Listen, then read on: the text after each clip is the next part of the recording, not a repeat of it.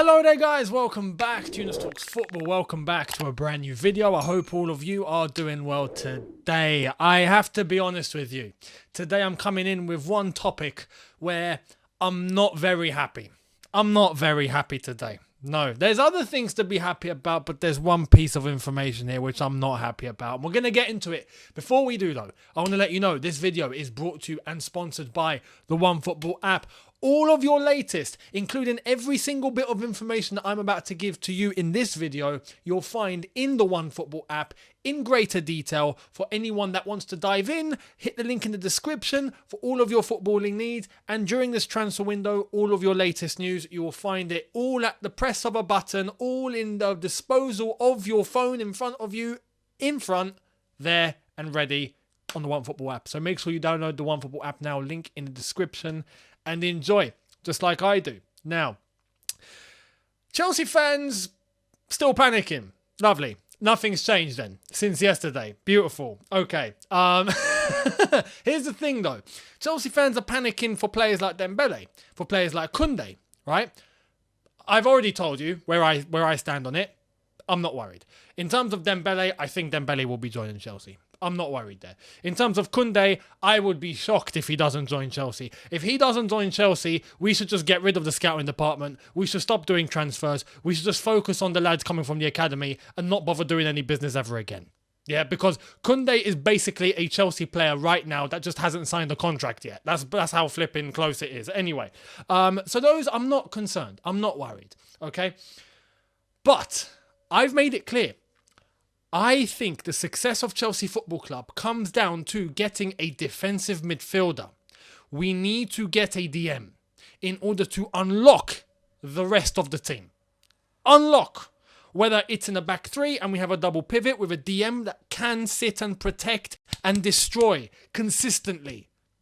And free up anyone that goes up top in order to create chances in attack.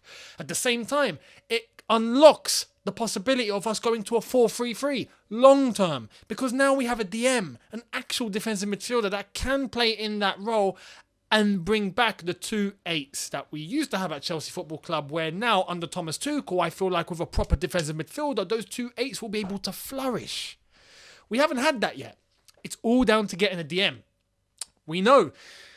I would have loved to see Tchouaméni. For example, Tchouaméni has officially confirmed, or it's officially been confirmed that Tchouaméni will be going to Real Madrid. He has spoken about it as of today and talking about how he spoke with Mbappe, he spoke with Camavinga, he spoke with other players, and he made his decision and went to Real Madrid. We know that Kamara, for example, has gone to Aston Villa, so that's off the table. We know that there's other players that are lingering but not so sure about, like a Sangare.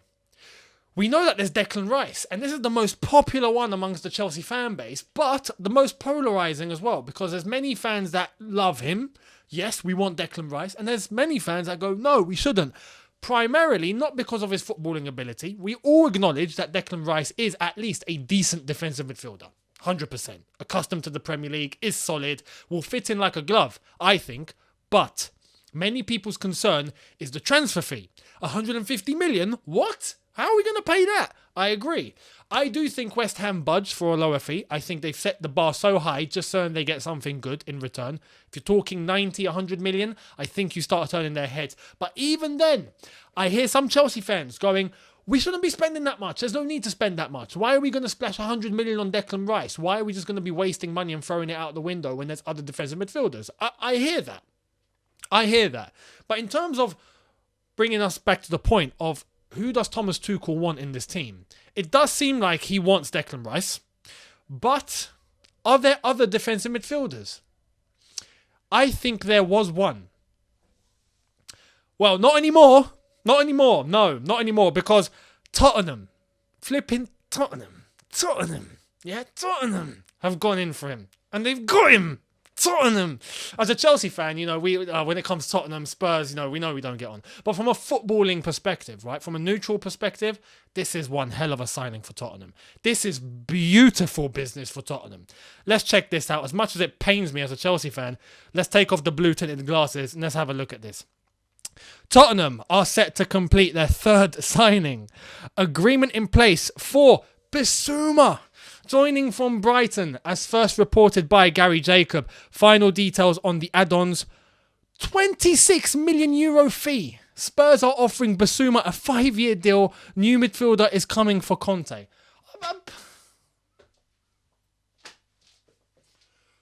26 million euros. Not even pounds. Euros. That's about 20 million quid.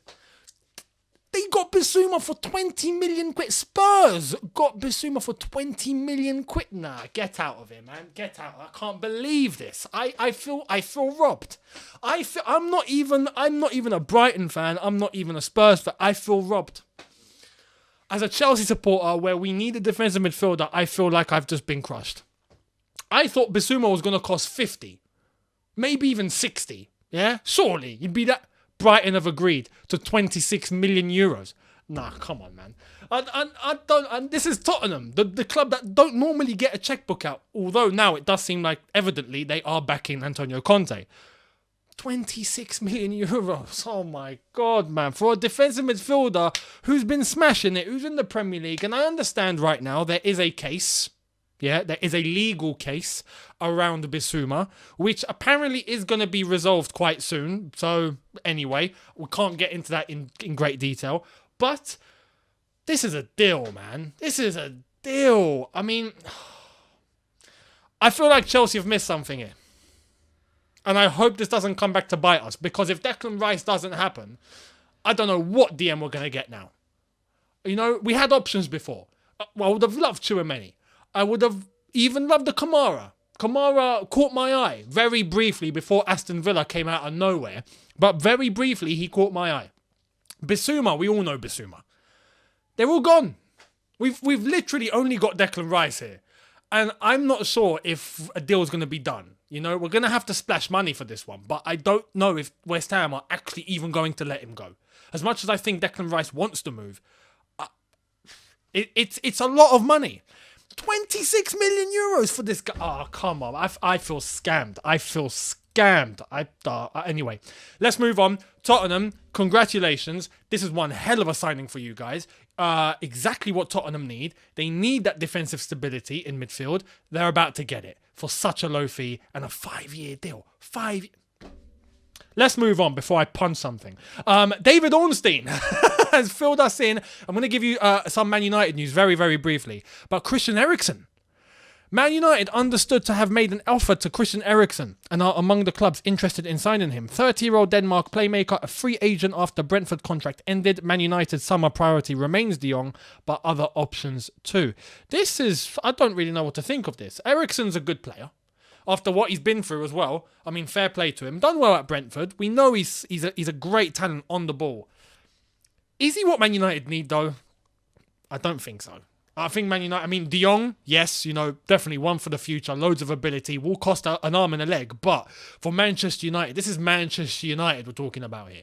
You know, getting a Christian Eriksen, who's 30, with the problems that he's had, where there's always a risk. You never know what can happen if he were to push himself at the highest level. That's Manchester United. It's the highest level, or at least it's meant to be, unless if they've just slipped their standards. I don't know. But Christian Eriksen, on his day, fantastic baller. But can he do it week in, week out, at his age, in his condition that he was in for Manchester United? I mean, for free, you're not really losing anything, so I guess it's worth a try. But I don't think he's going to be the answer. Might help them. Might be a good addition from the bench. Definitely. Some experience, for sure. But definitely not someone that starts every single week for Man United. But let's see what they do going forward and if they do get any other business done. Let's jump back to Chelsea. Jules Koundé, who was on international duty. And, you know, our luck is our luck. Chelsea's luck is Chelsea's luck. We are injury A&E ambulance hospital FC. So Koundé got a hamstring injury. Yeah. And now he needs surgery. Jules Koundé's surgery has been planned for a while and is only minor. He will be back fully fit in time for pre-season. So this is good news. Thankfully, that's all right.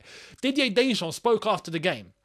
Despite him playing, this is what I don't understand. Despite him playing, getting that injury, he then came out after the game and said, oh yeah, no, he's having surgery. It's been planned for a while.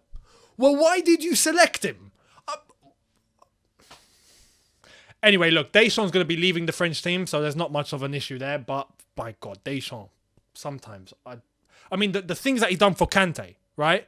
I mean, he's basically broken Kante. Yeah? Times where there's no need to select him, he gets selected. A player's not going to say no. Koundé's not going to turn down the chance to play for his country. You know, of course he's going to play. You got to be wise enough to not allow him to play.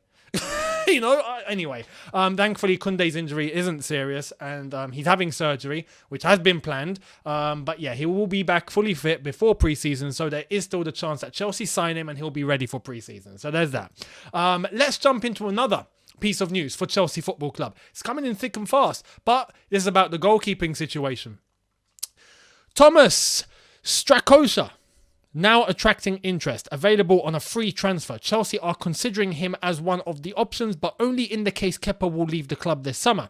Gabriel Slolina, different deal. He'd be one for the future, staying at Chicago Fire on loan. So, as much as Chelsea are about to buy Slolina, we know this, beating Real Madrid to it, fantastic. 10 million euro fee, cool. But he is going to be staying on loan. He's still young, loads of time. He's going to develop, allow him to get on with his football. With Strakosha, Albania international, decent backup. 27 years old, I think he is. Decent backup. If Kepa's not going to be lingering about, and understandably so, Kepa shouldn't be a number 2.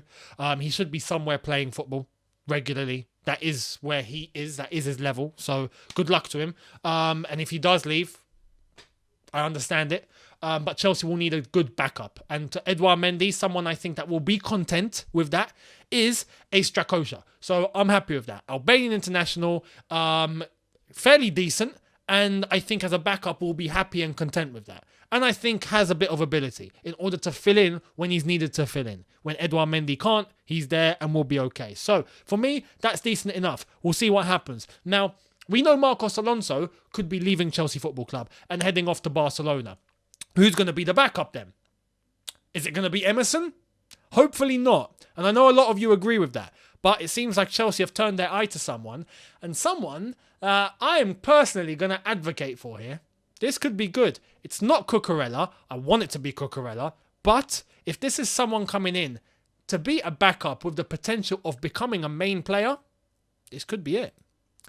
Chelsea have added Wolves left-back Ryan Ait-Nouri to their list of targets to replace Marcos Alonso. On the subject of Ait-Nouri as well, it does seem like him and Yassine Adli have both chosen to play for Algeria and not for France on international duty, as they both still have the chance to select. Much like Aouar of Lyon, he has the chance to select. Who's he going to choose? Well, apparently his decision's been made. It's not been officially confirmed, but Aouar apparently is going to select France. Best of luck. Wrong decision, but best of luck. I'm kidding. Each to their own. I mean, I'd love to see an Aouar play for Algeria, for example. But Ait-Nouri, along with Adli, looking like they've made their selection. Now, to have an Algerian play at Chelsea, perfect. I'll be buying the shirt. Easily. So Ait-Nouri coming in, beautiful. Now, I'm going to have a bit of bias here, but let me try and take that away, and let me try and be neutral here. 21 years old, can play left wing back, can play left back, has done very well for Wolves, has that Premier League experience, is developing very well, isn't expected to be the main man immediately, which is kind of what we need, because Chilwell's coming back from a long injury. We don't know what we're going to get. It could be that Chilwell comes back to his best. It could be that he might not. If he doesn't, and we have an Ait-Nouri, for example, he'll fill in beautifully. At the same time, we'll develop and keep getting better. Could become the main guy. But if he isn't, and Chilwell can play, well, Ait-Nouri's going to compete with him. At the same time, grow, develop, learn, keep getting better, and compete with Chilwell. And I think in terms of a backup, I think he'd relish it, go from Wolves to Chelsea. I think he'd say yes.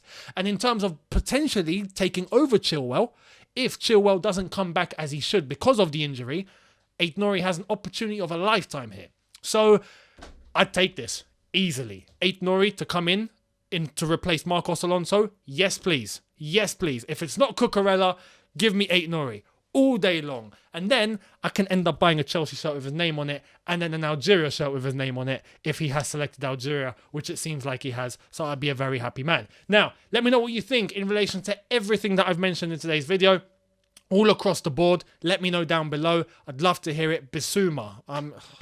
Can't believe Tottenham have done that for 26 million euros. I have to be honest on this one. Yeah, I've been telling you guys don't panic in relation to Dembele and Koundé. But were Chelsea sleeping on Bissouma here for that much money? If a deal was possible for that much, what were we doing? I mean, that was quite unbelievable to hear. Tottenham nailing that. Congrats, Tottenham. Fantastic piece of business. Beautiful. I have to put my hands up. Well done. But there we are. Let me know your thoughts down below. Much appreciated. Don't forget to download the OneFootball app. Link in the description. Hit the subscribe button if you are new. Hit the notification bell to be notified once I've uploaded. Smash like button if you have enjoyed this. And I will see all of you tomorrow for a roundup of what else is going to be happening tomorrow. I'll see all of you then. Have a good one. See you tomorrow. Take care and peace.